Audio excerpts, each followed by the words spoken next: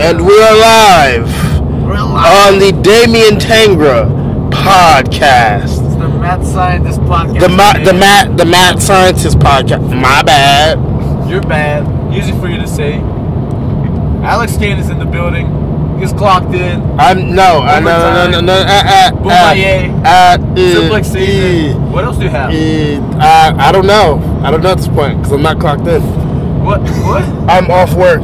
Off work. I'm off work. Because it's Easter. That's it. One Easter. day a year. You're getting none of that work. None of that work. We got it. It didn't necessarily go as planned, but we got it. It didn't work.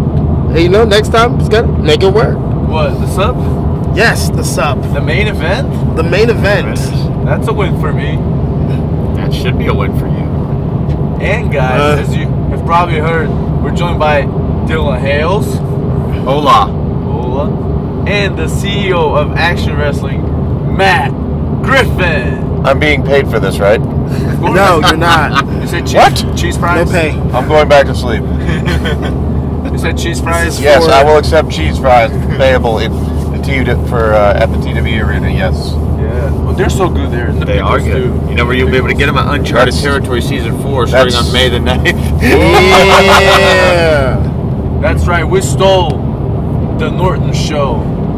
It's coming to the South. Southeast First presents Uncharted Territory Season 4. And Dylan, if you want to tell us a little bit more about it, we'll gladly hear that. Oh, I would love to tell you about it.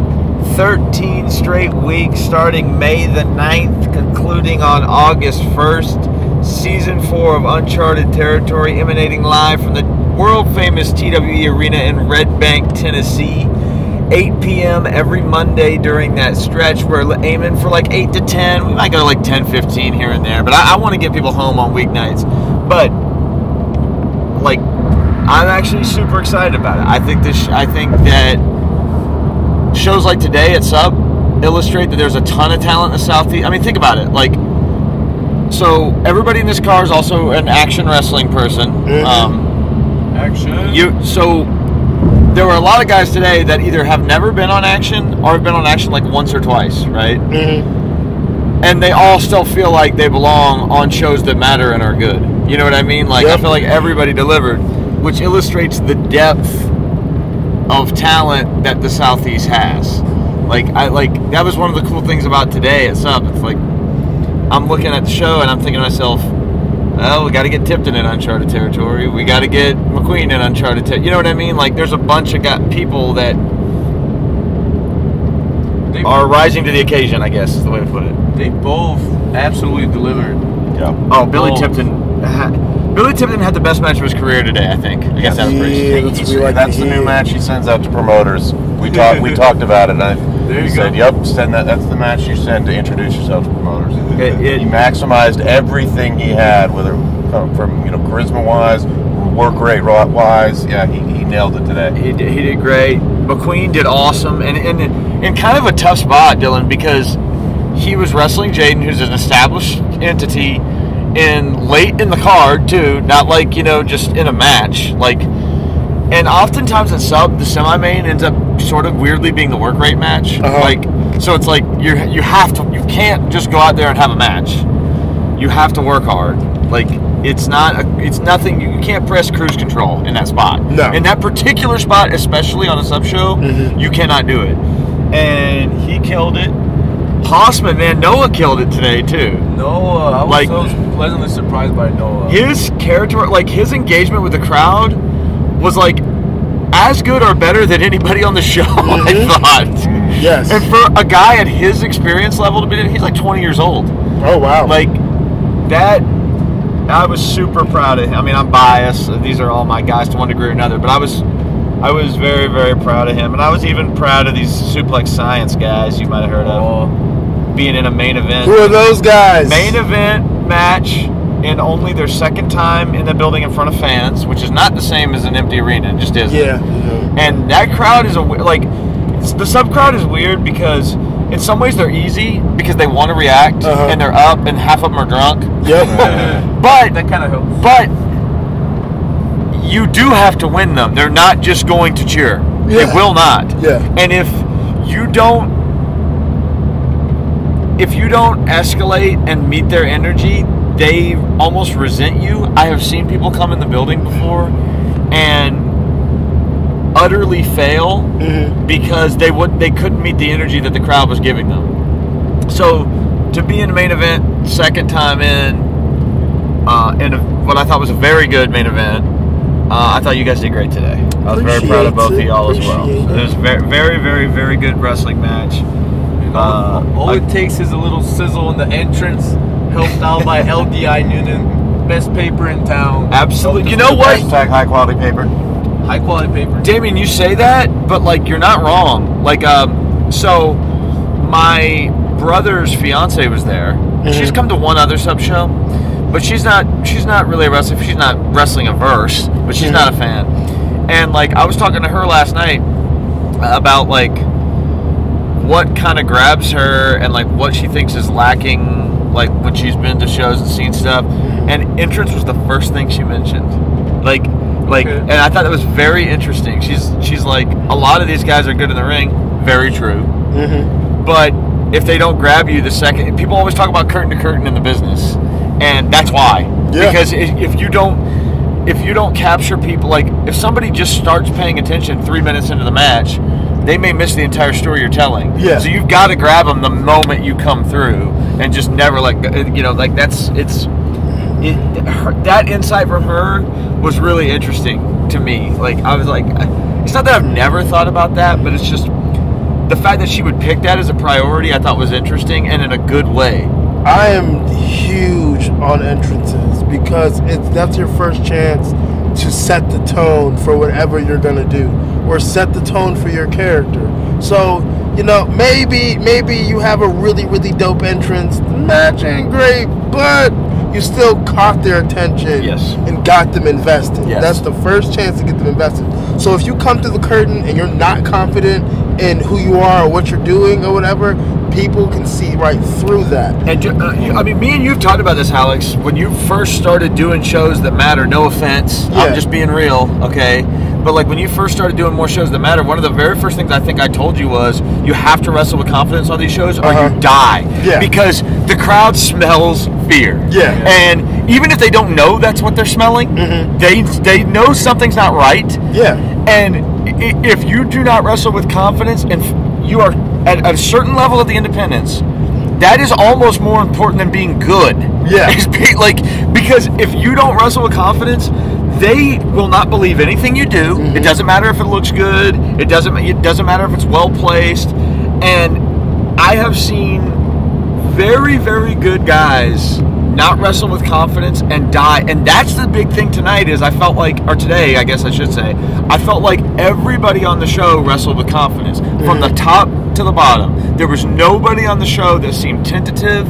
There was I told Tipton this privately. I'll just say it here.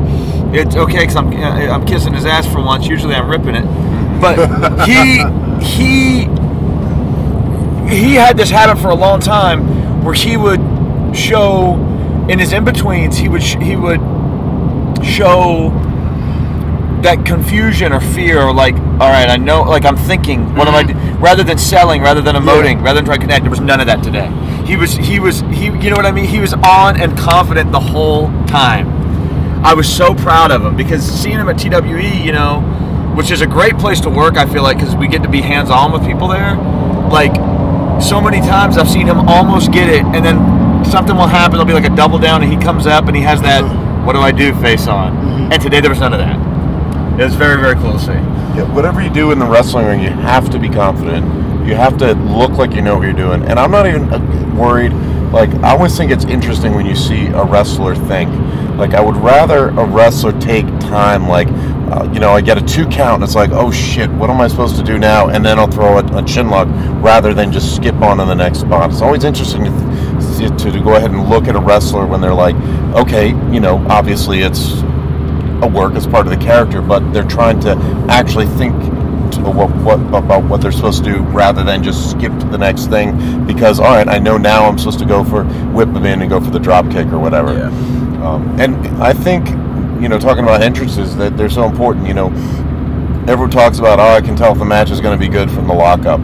Well, I actually think you can tell if a match is going to be worth watching based on the entrances. Often, yes. And it can be everything. It can be demeanor. It can be stature. It can be, are they just portraying, oh, I'm just happy to be here. I'm going to skip in and I'm going to make sure I'm going to clap every fan in the hands front row because the match is not this is the high point of the match. In just a couple minutes once they lock up and they start doing stuff, it's going to be a poor imitation of a quality wrestling match.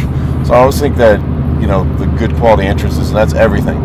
That's going to be gimmick. It's going to be how you walk, your demeanor, what you're wearing, how you're wearing it, every single bit of even it. how you interface with the cameras. Mm-hmm. Like even that, like it's not just knowing where the hard cam is, although you should know where the hard cam is. No, most definitely. But it's also just like being aware of where the Roman cam is, being aware of like what your beauty shot is, how you want to get to it, what you know what I mean? Like all of that is super, super important. One guy who I think on the indies is like just so good, and from a curtain to curtain perspective, I think sometimes like his matches might even seem better than they actually are, and he knows I think he's great, but is Eric Royal. Oh my God, that was the name. Yeah. Oh God, I was going to ask if I could guess it. Yes. I was going to say you mean Eric Royal. Ace God. Ace is so good, dude. Like Ace is. I mean, I legitimately think that Ace and Derek Neal are like the two vets in the Southeast that like I want to see everything they do on any show, no matter who they're wrestling, whether it's somebody who's like 3 weeks in, or somebody who's been doing it for 25 years. And a big part of it is they have that curtain to curtain energy that they are on. When they come through the curtain, they're on 100%. And you know what? A big thing on Eric Royal's entrance is, he recently, when we came back from the pandemic, he changed up dramatically on how he looked, which was great. But he also makes a very slow entrance, and he lets that, because on the indies, of course, you have the hard cam, but you have the floor cams that are going to pick up your entrance. He is not in a hurry to get in there. No. He lets that floor camera and find him. He uses his stature, and he often looks bigger than he is a big guy, but he uses his stature, and he lets that camera show off to somebody watching at home on the live stream. Absolutely. That he looks like a star, and he portrays himself like a star. So even before the match starts, you've got people right there with you. You're telling them you need to watch this.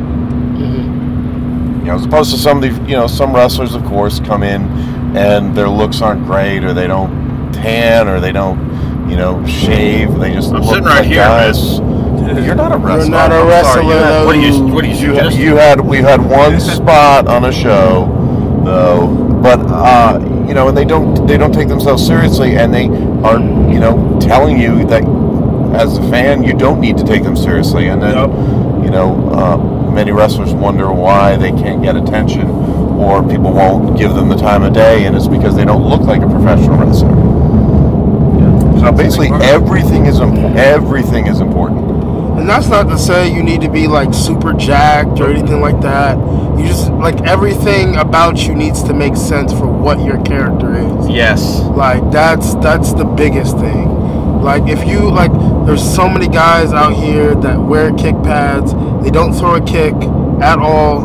Like it's not like they're just there, and it's like, why even waste the money or the fabric to do that just for that? I completely agree with that. You don't have to look like an Adonis. You don't even necessarily have to look tough, depending on what you're doing and what your role is. Although I think there is a line where, unless you have a very, very comedic gimmick, I need something from that. Like, I don't want to see a guy where I'm 100% sure I can beat him up. But having said that, being who you are is the most important thing. You can't wrestle a gimmick 23% or 48%, or you know what I mean? Like, it's all in or not. Yeah. Like, that's another thing. Like, that goes back to the confidence thing, really. It's part and parcel, because if you're not confident in your gimmick, you're not going all in with it, and everybody knows, and it will fail. Like, and there are a lot of gimmicks and being all in doesn't mean like you can always add to stuff, you know, and make it bigger, make it bolder, change things up. But being completely who you are, not holding back, not like that is a necessary component of being a great wrestler or even a good wrestler. I remember when we were shooting the S.U.P. during the pandemic with no crowd. We're driving with Effie. He had a pretty good analogy about all that, which I think combines over how much a guy believes in themselves and all that. But he said it like it's as if you're holding a balloon. And throughout your entrance, from the moment you go out to the moment you go back, you have a couple of times where you can let that balloon go before it slips out of your hands. That's where like your character gets see-through, where you're not consistent with being just whoever you're portraying, whoever you're comfortable portraying. And you have just that many slips. You let it go one too many more times, there's no going back. The balloon has left. I really like that. I totally agree with that. That's a great analogy. I've never heard that, but I think that's absolutely right. And if there's anybody who knows about being a character in independent wrestling, it's Effie. I can tell you. He's like, I almost feel like he's a bad guy for guys to study, even though I don't actually think that. But I almost feel like he is because he's an exceptional figure. Yeah. Like there are like, this isn't a knock on Joey Janela. But like when Joey did his Joey's done one seminar ever, and I was there when it happened, sitting next to him for most of it. And like when it was over, people were like talking to him about social media, and he's like saying you should do this, this, and this. And I remember going to a couple guys after him being like, don't do any of that, because the rules for him are different than they are for you. Like he can do stuff that you can't do. Whether that's fair or not isn't relevant. Like it's just a fact. It's just a reality of the way we live in. And I think there's a ton that people can learn from Effie, but he is an exceptional entity. I don't think anybody in the independents understands branding better than him. Oh, I don't even know that anybody's even close, to be honest. No, not at all. It's dude is, and by the way, he got really good. I mean, he was never a bad wrestler, but he got really good in the ring, bell to bell. That dude. That's another one I want to wrestle. That dude. Putting that out there. Yeah, we might have to make that happen. We talk about it. I mean, every time I see him, we talk about it all the time. We might need to make that happen somewhere because he is very, very, very good. And talking about shows, it's a missed opportunity to ask that question of the CEO of Action Wrestling. How difficult is, and also Dylan too, how difficult it is to put up a show. All the scheduling, especially like the live events. Can you walk us through at least a little bit of that process? You know, I mean, the first thing is that when people talk about I want to promote shows, what they often mean is they want to book shows, meaning they want to say, all right, I want to see these 7 matches, so I'm going to book these 7 wrestlers, to wrestle these other 7 wrestlers, and that's a show. And that's actually the least important part of it, because when you promote a show, how a show actually comes together, you have to rent the building. You have to go ahead and secure the ring and get a date for the ring. You have to figure out, all right, do I need insurance? What insurance do I need? How's the building set up? Okay, logistically, will there be lighting that's gonna work for cameras? How's my music? Will I have music? Do I have to get a DJ? You have to do all of these things plus many more. How are you going to do concessions? You know, you can potentially just pawn it off on a food truck, or if you have a venue that serves their own concessions. But if you don't, like at the Action Arena, we don't. So I got to worry about making a Costco run. These are all things that we haven't even talked about, like making a match, or deciding who's going to be a champion, deciding on stories and angles. So it's really all, you know, just like in the military, winning a battle or a war comes down to logistics. Being a successful wrestling promoter is about logistics. Can you do all of these things in your framework? And then you get to do the fun stuff, and then you get to decide, you know, what matches you want to see, what programs you want to make. And the most important thing of that really is just what will make people not just attend this first show, but want to attend a second and third show. And that's where you have to figure out like what wrestlers to push, what wrestlers to book. I mean, constantly have lots of wrestlers who are reaching out, and it's like there's, you know, it would almost be a detriment to use some wrestlers even if they were working for free, because they're not ready to be at a certain level. And that's just a reality, because they have to get around and get their bookings to, you know, kind of figure out where they fit. They've got to go ahead and just grind for a while and figure out the things we just talked about, like with the character, with your timing, how to react to a crowd, how to get a crowd to react to me instead of just sitting on their hands.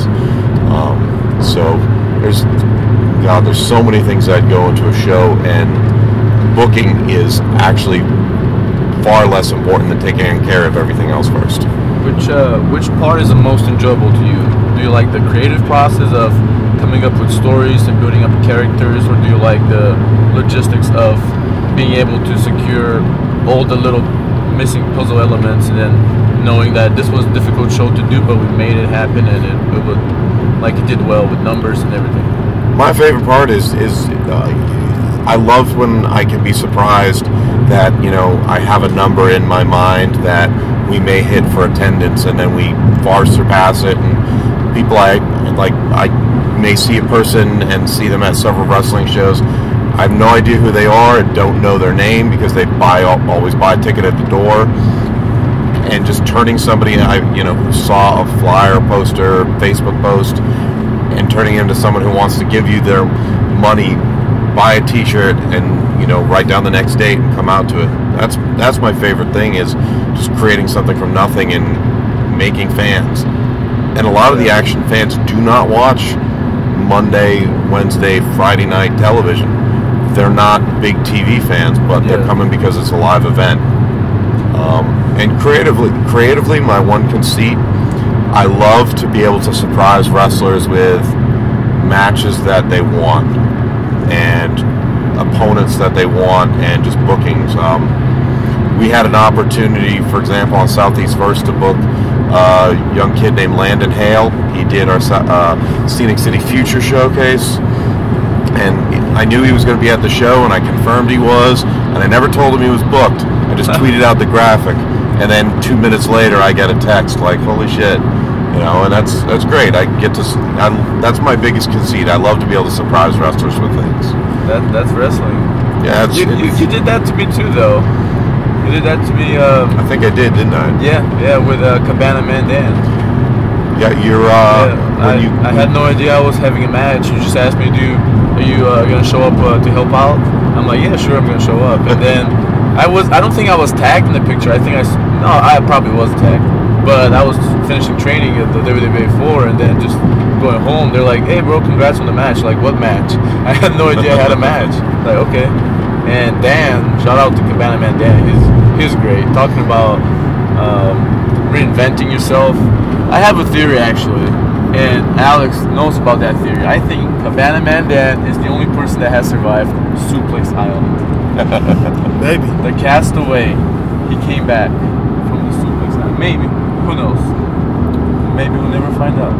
Yeah, that's a favorite little thing when you have people who come in, you know, show after show and work hard for you, and then, you know, all of a sudden it's 4 years of working hard for you. So, you know, this is a very hard business. It's very hard to go on the road and do so many things. And so when, you know, I like to ask, it's like, who would you like to work in a perfect environment? Like, who are some of your dream opponents? Because sometimes I have the case where I can make a match that somebody really wants and might not think would happen, you know, come true. Yeah. It's amazing. I remember Bobby Flacco, I think randomly he tweeted out Jimmy Wang Yang, and he was wrestling him a couple weeks after that. That's exactly how it happened, because I was already speaking at the time. I was already speaking with Jimmy, and like once I made the match, it's like, well, this is really easy to book it, because, you know, Bob's somebody who logistically he's probably the most important person in action wrestling, because he does a lot of stuff with rounding up people to help with ring crew and just, you know, a lot of, you know, students, and he knows so many people, so he's a very important part logistically. So when I found out that that's a match he wanted with Jimmy Yang, it's like, well, that was easy. Yeah, and they killed it. And so pretty much you're saying Bob helps out with booking Next Up, and we have the Action Cat. No, he does all of it. Bob does all of the Next Up matchmaking. I will ask him to keep me apprised, but usually, you know, I don't know what the matches are going to be until they get in there, and that's kind of a reward too. I want him to learn and gain experience, how to talk to wrestlers, you know, make sure finishes are different, you know, do a little bit of agenting, and he knows a lot, you know, most of these young kids much better than I do anyway, so it's a chance for him to be able to, you know, because I think he's got a good wrestling mind. Oh, he definitely does. You know, he's got potential to maybe, you know, if he ever decides to run his own shows, maybe he'll book, and, you know, it's just a little bit of experience to get him started. Maybe you should need some tips from the Action Cat. The Action Booker. The Action Booker. Now, I have a question for Matt and Dylan. Oh, no. What is the best way to create a character in wrestling? And I'm not talking video games. I'm talking real life, creating a character within professional wrestling.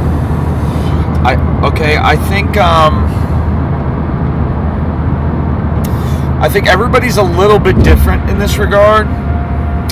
I think one thing to keep in mind is that if you're doing your character right, it's not necessarily a creation. In some ways it is, right? Because obviously you're entering a fictional space. Yeah. And in that fictional space, there is a personality you are projecting, which is probably not an exact reflection of you. However, if it is not at least in large part based on a piece of you, an amplified version of you, the odds of it succeeding are very low. Now, there are rare occasions where you'll find somebody where they play a character that's not them at all and it actually works. Yeah. But that is the extreme minority. When we were talking about exceptional stuff, I mean, that almost never happens. So, to me, I think to really learn how to work a character, Gary Awful said this one time to me, and I think this is a completely true observation. When you first start, you actually kind of need to have a shitty gimmick. Not necessarily a shitty gimmick, but one that you are able to grow out of. One that you don't have, it's not going to necessarily define you forever. And you need to learn how to work the shitty gimmick first. Because once you learn how to work that limited gimmick, that gimmick that's not that great,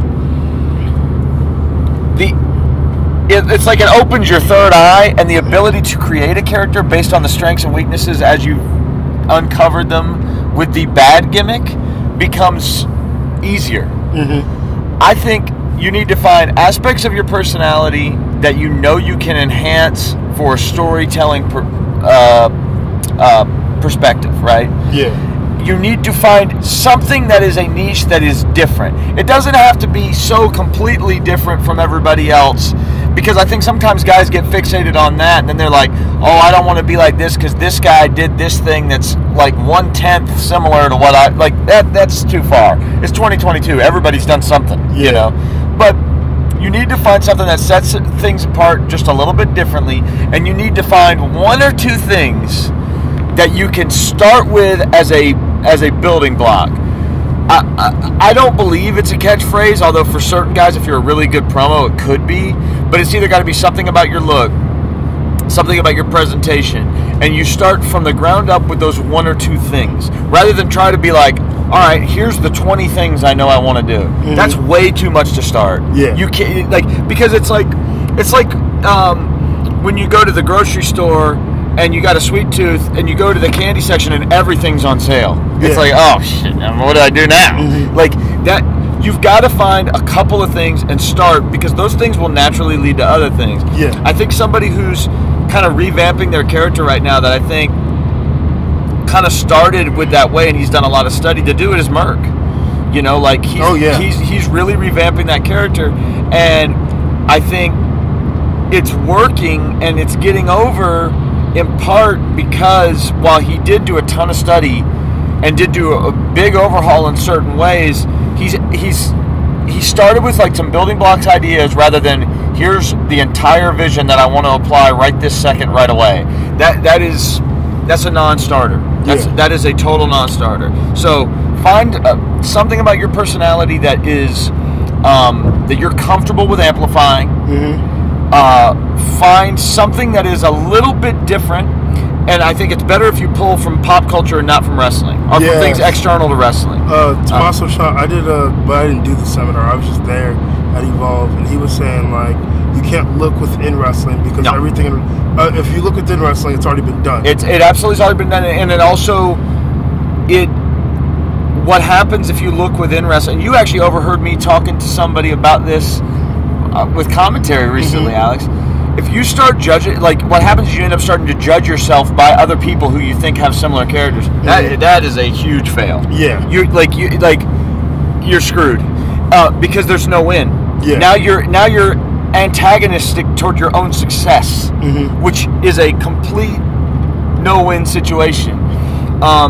So I think those are just some things. Like, I think it's complicated, though, in a way, because I do think certain people are a little bit different in this regard. Like, for example, if you're a big enough guy, there's certain things with a big guy that you might expand upon a little bit more.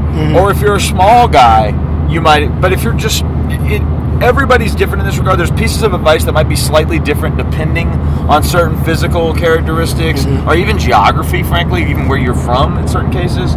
But as a hard, fast rule, I think those things are important. I don't know what Matt's going to say. He's probably going to say something about how successful JC North was. Wait, what was the question? I'm kidding. Well, how could I possibly talk about that? I mean, I agree. I was going to say that whatever personality or gimmick or character you come up with, it has to have the ring of authenticity. So it has to be some strain that already exists in you. Something has to be there, because if it rings off as inauthentic, then boy, you're really behind, because it's you're not out there being a wrestler, you're out there playing a wrestler, you're out there playing a character. It's just very similar to the way actors work. You know, the great actors, they try to figure out what they personally can bring to a scene while reading a script, and they may not know anything about the scenario, but if you could just read a couple pages off a script and deliver some lines, it's like, what can I find in the script that I can identify with? What is this character? And the character could be completely opposite, but what can I find? And I'm not opposed to wrestlers starting out doing a few matches where they don't really have a gimmick. If you have the gear, then, like you were just talking about with adding to it, if you have good gear and look like a professional wrestler, that's okay. If you get a few matches under your belt and you're figuring yourself out and then decide what works, it can be kind of, I think, put you behind if you start off. I mean, I've had kids in training, you know, wrestlers who are, you know, just in training, haven't had their first match, and they come up to me, so what do you think about this as a character? I guarantee you the answer is going to be, I don't care, because you're not there yet.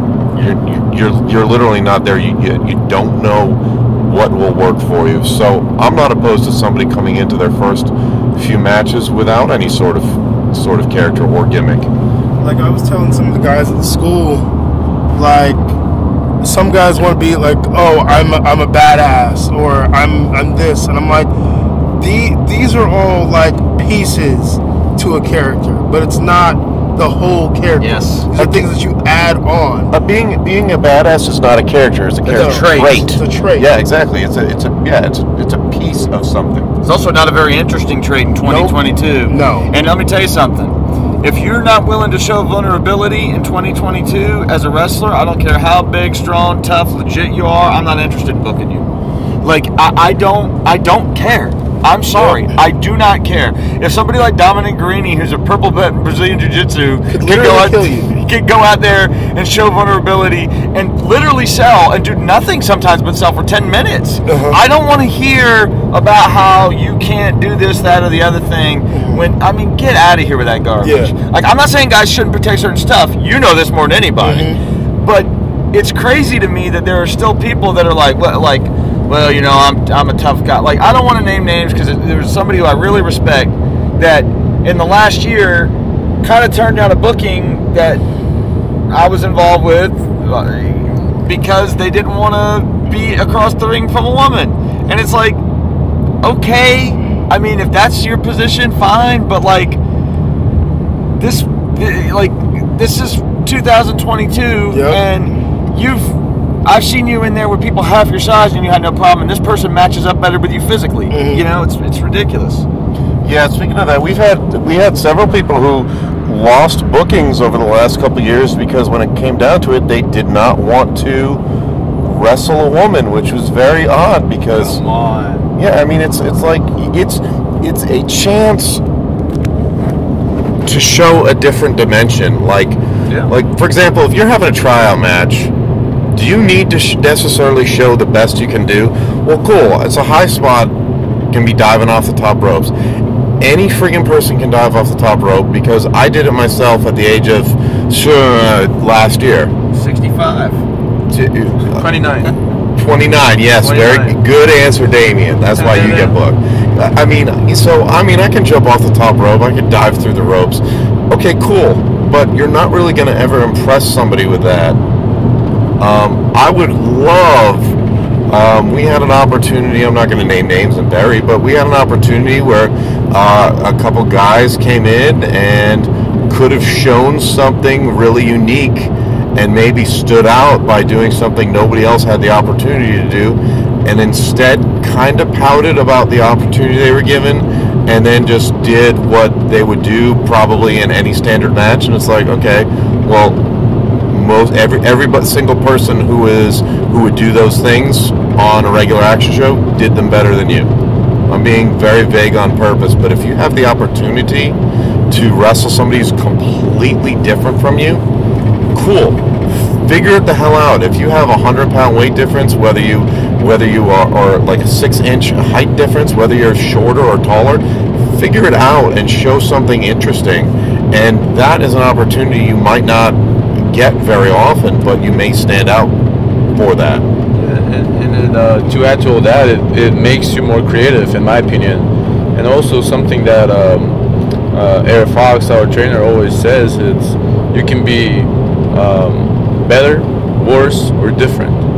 So it's going down again to the niche, of finding your own niche and a character that works for you. It's highly individual, in my opinion. But it's those little interesting matches that seems like the styles won't fit. That's sometimes actually, in my opinion, the best things come out of those, because you learn and you develop something that you thought you didn't have. And also, Alex mentioned some of the Evolve seminars. I remember Adam Cole had a seminar. He was saying you don't necessarily have to be the character that you're portraying, but you have to be comfortable portraying that character. So that comfortability has to come from some kind of, as you said, a streak of maybe you have a little bit of that. It doesn't necessarily have to be turned to 11, but you have to be comfortable with what you're playing. And I don't know, it's just it's like steering a ship. It's a little bit to the left, a little bit to the right, but you figure out exactly what works in what scenario, and you keep the best and hide the weaknesses and enhance the good parts. And just to play off of that too, sometimes you're not steering the ship at all. Sometimes you're just a passenger, and you have to be, you just have to play a good passenger, and that's it's just what it is. You are going to be in different scenarios because of who you're working with, where you're working, what kind of crowd. Is it a crowd with families and kids? It can be a crowd with adults, because your gimmick, your character, what you do may get over in one town in front of one audience, and it completely does not in another. And so you have to learn to adapt and play different aspects of that character. It's like, okay, well, like when I moved to the Southeast in the year 2000, I got told in Louisiana, Alabama, Mississippi, it's like, look, you jump off the top rope, these people might necessarily not react. You pull someone's hair, that baby face's hair, make him take a bump, and you stick your finger in the face of somebody in the front row and yell at them, and they're going to be up in your face hollering. You have to be able to and willing to adapt, and in the match you may have to just change everything. If you have a character like, okay, you're in a new scenario and the face is not reacted to as the face, and the crowd has already completely flipped the face heel dynamic, well, guess what? You got to go with it. Yeah. Rockin' Hogan. Like, I always try to tell guys, like, all your matches should be different. Like, you can still, like, if you have, like, signature moves and stuff like that, all those things can be hit, but, like, you need to have a different way to get into it in every match, because then your shit doesn't get stale. And then, like, everything should be situational. Like, I know there's so many guys who do the same shine, they do the same comeback in every single match, and, like, you can't do that. Like, especially if there's, like, a size difference, there's a style difference. Like, you need to be able to, like, almost challenge yourself, so that, like, so everything stays, like, new and exciting. You don't necessarily have to reinvent the wheel, but, like, be different. How can I make this fresh? Yeah. How like, what small tweak? Like, it's funny you say all this, because, like, one of my big things that I harp on is kind of counterintuitive what you're saying, but it actually isn't. So one of the things I always harp on is when people say, like, oh, matches are so formulaic. Formula is how we have psychology, dumbass. Yes. Like, the whole reason psychology in wrestling works is because there is a broad, like, there's a formula that you follow, right? Structurally, logically. But I think a lot of people mistake that for me thinking that they have to run the exact same spots, the exact same sequence, you know what I mean? No. The formula is the structure. Yeah. The formula is in the cell. It's not in the, here's a move for move accounting. Like, today, the match that, like, I mean, I liked every match on the show, and that's rarely the case with me, to be honest with you. But I liked every match on the show today. But the match that blew me away was Makabe and Hoodfoot, because they subverted expectations. They did a match that, like, I know you guys didn't get a chance to watch it because you guys were preparing everything, but, like, when you watch it back, you're gonna see what I mean. Like, they gave you a piece of everything you would want from each of them as individuals in ways that you didn't necessarily see coming. The structure of the match was very smart. A lot of the stuff that you would expect to see from both of those wrestlers you did see, but they did it in a way that was not just like, here's my greatest hits versus your greatest hits. Instead, they plugged their stuff in creative ways, and the match was awesome. Like, it was so good. Like, I mean, it's almost unfair because Makabe is just, like, so good at putting matches together. But Mo was right there with him, you know, like that dude, Hoodfoot, is a special wrestler. Yeah. Like, he's like one of a very few guys on the independents who I would watch wrestle literally anyone. Like, you could put him against somebody that I thought was absolute trash, put him against a top guy, put him against some random sort of mid-card dude, put him against a guy that's got 3 years experience and has some potential, you know what I mean? Like, I will watch Hoodfoot wrestle anyone. And part of that is, like, I feel like he's good about plugging his stuff in interesting, creative ways where it's not just the same shit every match. Like, my entire gimmick is throwing other people, but, like, none of my matches are the same. Yeah. Like, none of them are the same. And, like, finding those new and creative ways to do things makes it more fun to me, makes it more challenging to me. And that's how I know, like, my shit's not going to get stale. Yes.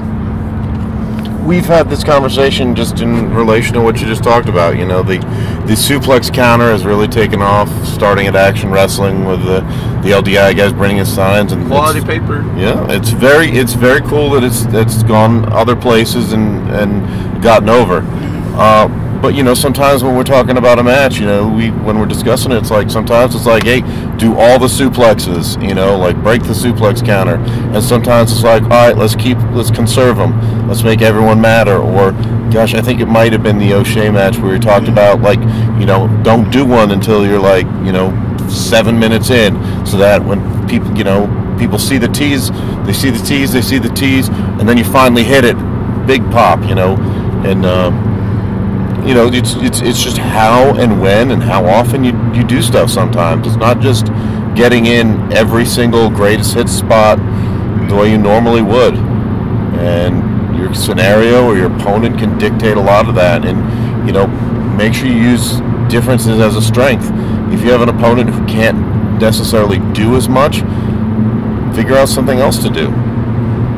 And your matches will also be unique and different. And there's plenty of independent wrestlers who I don't need to watch any more matches of them because they're pretty much all going to be very cookie cutter and similar. I know you feel the same way, Dylan. Oh, absolutely. God, it drives me crazy. I mean, my thing is, like, when you get to WWE level, if you want to run the same house show match every night, I don't fault you. Yeah. But although, if you actually go to house shows, a lot of the guys get really creative on house shows because they can do stuff they can't do on TV. But I would never fault a guy doing that at that level. But at this level, even if you're at the level on the indies where you're actually earning a living, you can't do that. Nope. I'm sorry, you cannot do that.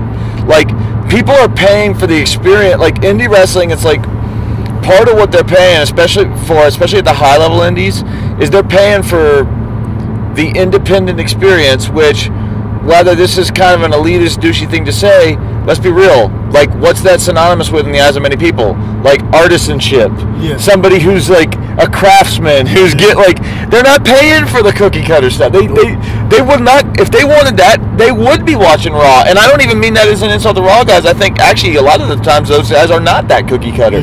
But the point is, if that's what people want, you're not going to be watching an indie show in the first place. Yeah. You know, I mean, it is true.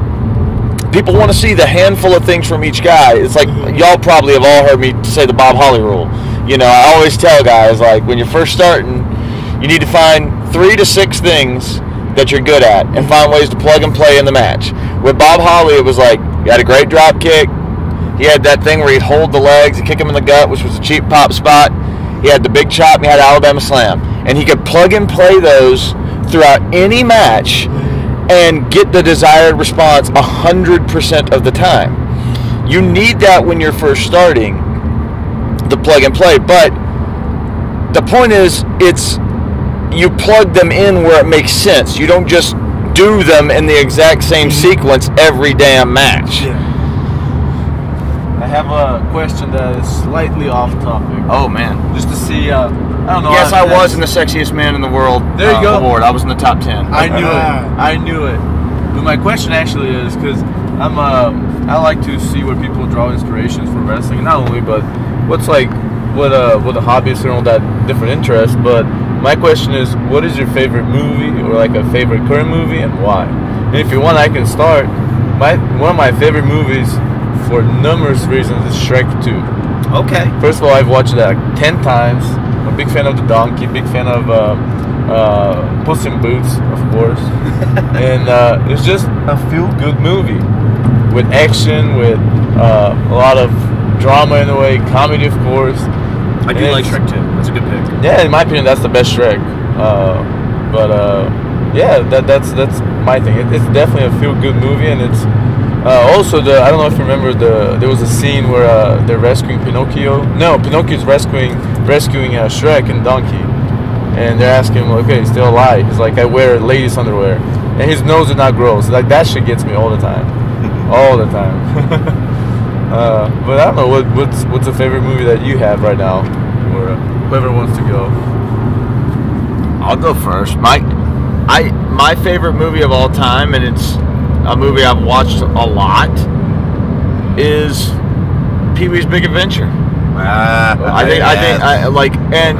It's not just because I find it funny or whatever, because it reminds me of my childhood. It's that you have this entire universe that was created that makes no sense other than in that universe. Like a grown man who's like kind of a kid but kind of not. Like he has like, you know what I mean? He lives on his own. Like he's sort of like an avatar for like a bygone era, but he's living in what at the time was the modern world. Like there's tons of crazy like people remember Pee-wee, and maybe they remember like Large Marge, but like the movie's filled with crazy characters. Like it's filled with them. Even the scene where Pee-wee's explaining his bike being stolen and holding them hostage with his gigantic exhibit in the basement of Chuck's Bike-O-Rama. Even there, like Amazing Larry's there for a cameo just so Pee-wee can, make a gag joke about him. But it's like this is an entire universe that he's created, and it has been probably my favorite movie since I was, a kid. And it's never not. I've probably watched it as much or more than anything. There are other movies I like for kind of similar reasons. I love the Blues Brothers for a similar reason. It's like a universe that shouldn't make sense, but it does. It's absurd, but in a way that has sort of a weird logic to it, and it combines a variety of different elements. It's easily my favorite musical of all time. So yeah, that Pee-wee's Big Adventure is my pick, and I think it weirdly has actually definitely influenced some of the things I've done creatively in wrestling, to be honest. I think stuff like S.U.P, without things like Pee-wee's Big Adventure and stuff like UHF, the Weird Al movie, which is tremendous, I actually don't know, like some of the wackier things we've taken risk on at S.U.P, I don't know that we necessarily would have. So there's a couple of go-tos for you there. It's not for sale, Francis. Pee-wee's Big Adventure is also an incredibly quotable movie. That's great. Yeah. I mean, when people ask me what my favorite movie is, for like the last 10 or 15 years, I've said my two are American Psycho and Fight Club. Okay. And while Dylan was talking, I thought of something with American Psycho that could be applicable to wrestlers. Patrick Bateman is obviously an American Psycho, a very disturbed person. But you can tell in so many scenes in that movie, Christian Bale is showing this inner fire, and Patrick Bateman is trying to keep a lid on what is going on within him. Like there's some of the scenes with his fiance Reese Witherspoon, and it's like they're talking at each other, and she's not listening to him, and he's just covering it up, and he's getting upset. Or when they're talking about the business cards, and somebody shows a better business card than his, and he starts sweating, and that's basically Christian Bale holding all of the emotions of Patrick Bateman in. I think that's something that can be applicable to wrestling, because you are with character, you don't need to just give away your fire. You can keep a lot of that inner fire hidden and use it to power yourself through a match, promotion, through a night, whatever works best for you. I also like The Godfather, because The Godfather, that's an incredible movie. I see so much of so many new things every time through, because there's such an evolution of character of Michael Corleone. I mean, he begins the movie as a war hero, and he's with Kay Adams, and he's one person, and then there's a scene where he has to go ahead, well, he has to because he volunteers himself, he goes and shoots the police captain in Salasso in the Italian restaurant, and it totally changes his life. He goes to Italy, and that's where he meets the woman. He's so unhappy in the second part of The Godfather, as well as 2, because he shouldn't be married to Kay Adams. The true love of his life, he met in Italy, and she gets murdered. That was the wife that would have been the great mother of a mafia family. And he marries Kay Adams when he gets back, but she was great for the Michael that existed before, in the beginning of the movie. And you finally see that it's such a great classic scene in The Godfather where they have the conclusion of his complete turn to the dark side, when you see Diane Keaton and the doors barely open and before they shut it, and they're all Godfather, Godfather, and she knows she's been lied to about what he did during the movie. And it's such a it's such a 3-hour ride with this character. That's probably the best explanation I've heard about The Godfather. Really. The Godfather is an exceptionally deep movie, and it's very cliche to say that the book is better. The book is a really great book. It's exceptionally detailed. There's so much more backstory on a lot of the smaller characters, but it's such a rich story, and other characters have real arcs as well. And you can see that for example, the Sonny character, he can't keep a lid on any of his emotions, and that's used by one of the rival families to kill him. Yeah. Mafia. Alex, what do you have? I ain't got nothing, dog. You don't watch movies? I watch movies. I can't remember half of them. I remember wrestling matches. I was telling Dylan about this earlier. It's like I remember wrestling matches while I'm in them, and then I dump them, along with everything else. I'll watch a movie, enjoy it while I'm there, and then dump it. I ain't got the space in my brain for that shit. Watch Inception. It's about dreams. Or that's pretty good. DiCaprio's in it. That's a runner-up for me, maybe after Shrek. You can't beat Shrek. Inception. What if Leonardo DiCaprio's in it? You still can't beat Shrek. But combination. He should not have died in Titanic. There was enough. Shrekception. Rose could have moved over. There was enough room for both of them. Yeah.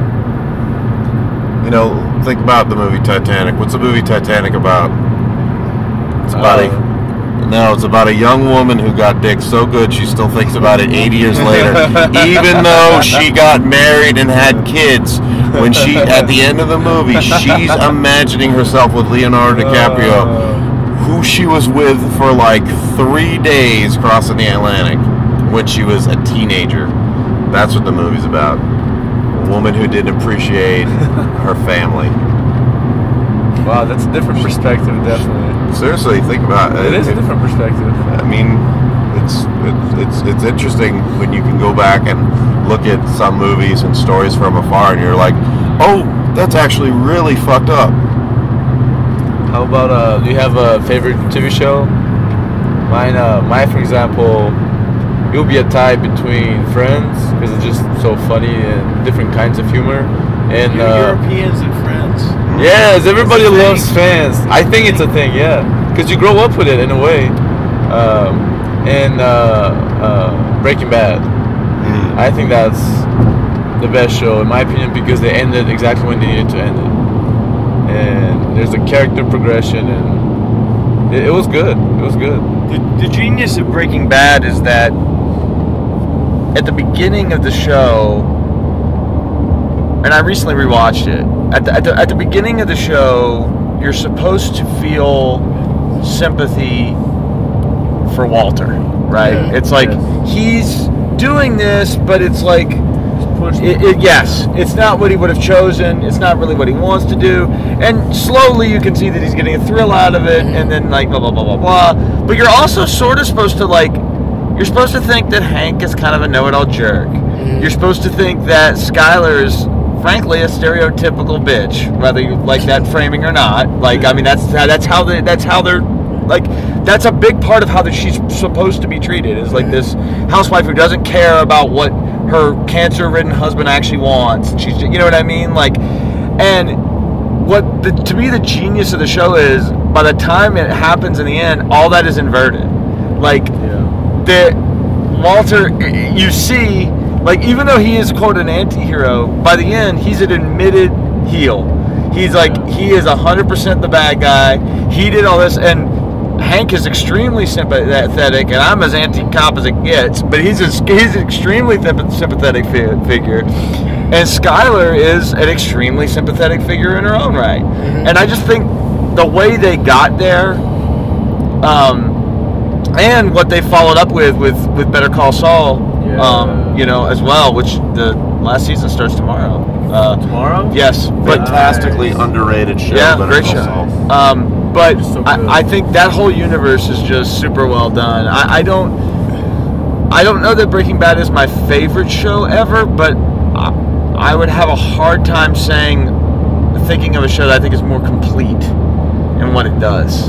I think it would be very, very near the top of the list, if not at the absolute top of the list.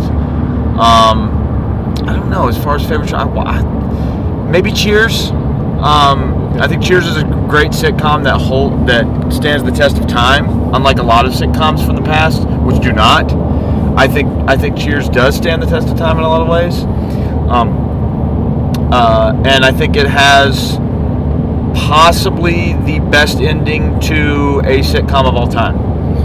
Whereas most sitcoms fizzle out or have objectively bad endings.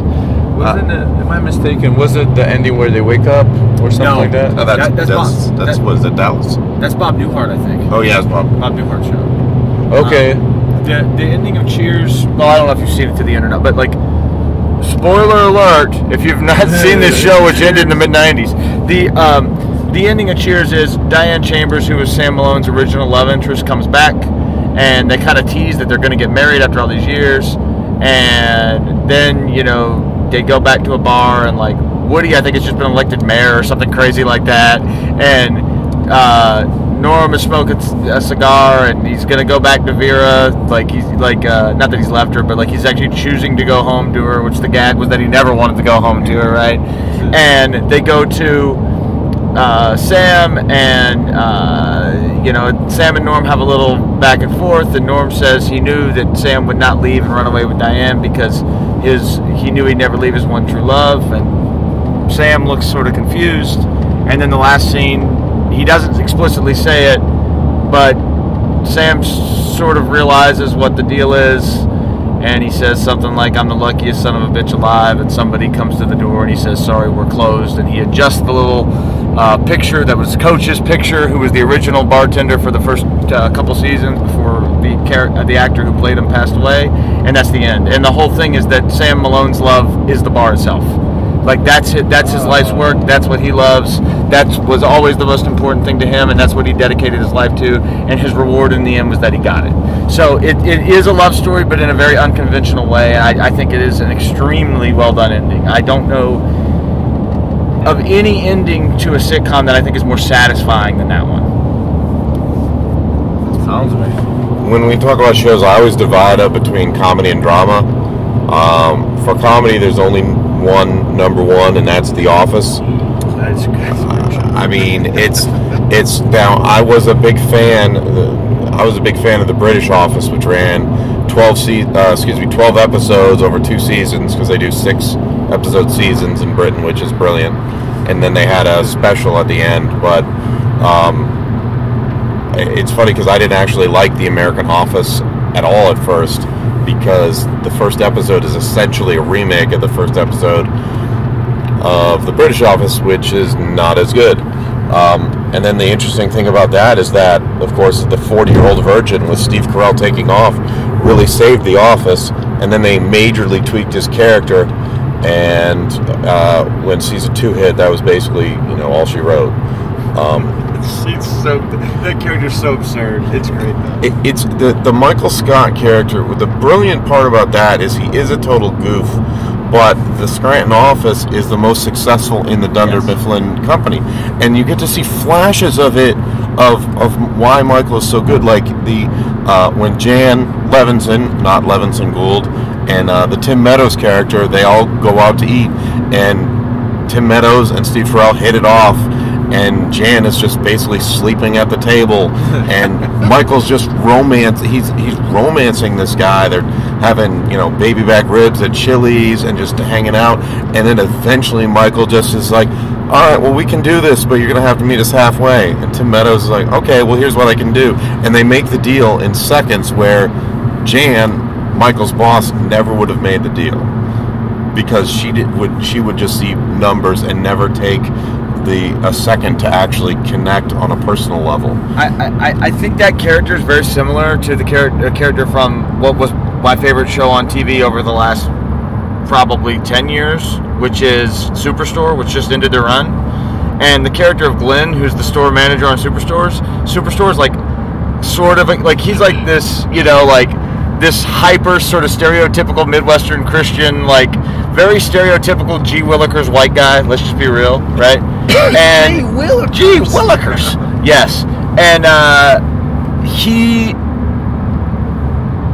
his whole thing is that, like, even though he's corny and he says constantly dumb shit, you know what I mean? Like, he actually does know what he's doing better than everybody else somehow. Like, and he actually does care for people. Like, just like Michael Scott, seems like he's kind of a selfish asshole, with the exception of Toby, who may have been a serial killer.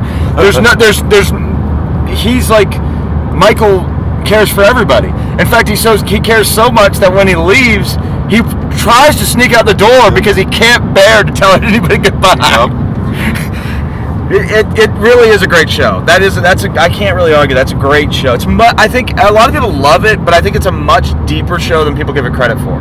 I think it's fantastically deep, and the tragedy of The Office is that I believe that the season 8, the Robert California season, was, I won't rewatch that, but I think the season 9, had they not already made the decision it was going to be the final season, that one kind of found its footing for me with the adjustment from not having Michael Scott around.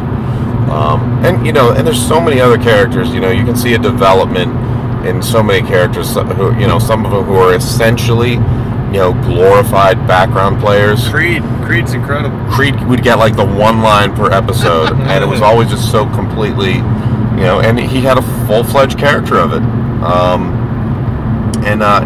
And it was so often it was just about absolute mundane things, in a different way than Seinfeld would be about very mundane things as well, though.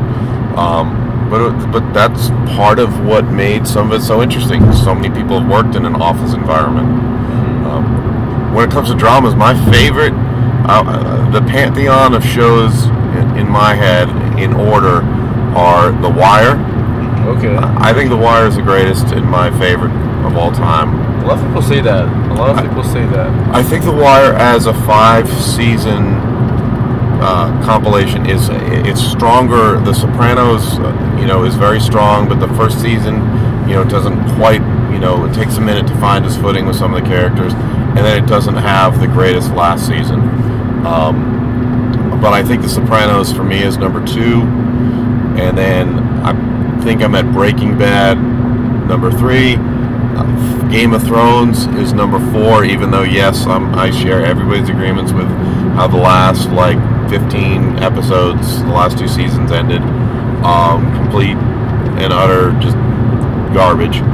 And I think number 5 for me is The Handmaid's Tale. How about The Shield? The Shield I rate very highly. I loved The Shield. It didn't quite break through to that upper echelon. If I was to pick a fifth, a show I really, really loved, I loved NYPD Blue. I did like that at the time. I haven't watched it back, but I did like NYPD Blue at the time. And I don't know how I'd feel about it. Obviously the stuff with, when it started in 93, I don't know how the stuff would feel dated, but I loved the Sipowicz character and how he redeemed himself and how he had ebbs and flows and how he dealt with major tragedies in his alcoholism. Sure. And, then he worked himself, that the whole story of NYPD Blue from, first episode to last is the redemption of Andy Sipowicz. Yeah. That I don't think that's quite. I did love The Shield though, and it's amazing that that's such the early work of Walton Goggins, who's now just a perennial favorite on so many TV shows. Yeah. Well, I mean, also you were great in it, Matt. Thank you. Thank you. I much preferred my role in The Commish. The Commish? That episode where David, your son, died was horrible. The problem with playing in Fantastic Four was just the costume wasn't uncomfortable. But what's your favorite show? Did you just said the Breaking Bad and Friends as comedy. Yeah, those. I love Game of Thrones. Don't get me wrong. Game of Thrones is amazing. I like some things about the ending. I'm excited for the new one that they're doing, the House of the Dragon. Yeah, I'm very hopeful for that too. That should be fun. Just Friends and Breaking Bad. The great part about any sort of fantasy series or movie is that the Princess Bride came out in '87, but it's really a timeless movie. It's not going to age. You know, same with Game of Thrones, and same with. I'm not a fan of the Lord of the Rings movies in particular, but fantasy movies don't get locked in to that same like time capsule period. That like, all right, Back to the Future is absolutely 1985. Yes. You know, Clueless is absolutely like 1995. Which Clueless is a fantastically brilliant and intelligent movie.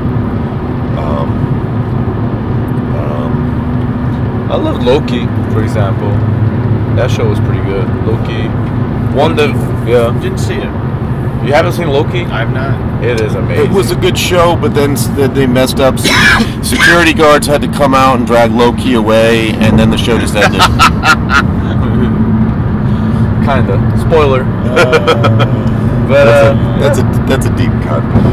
It's a very deep cut.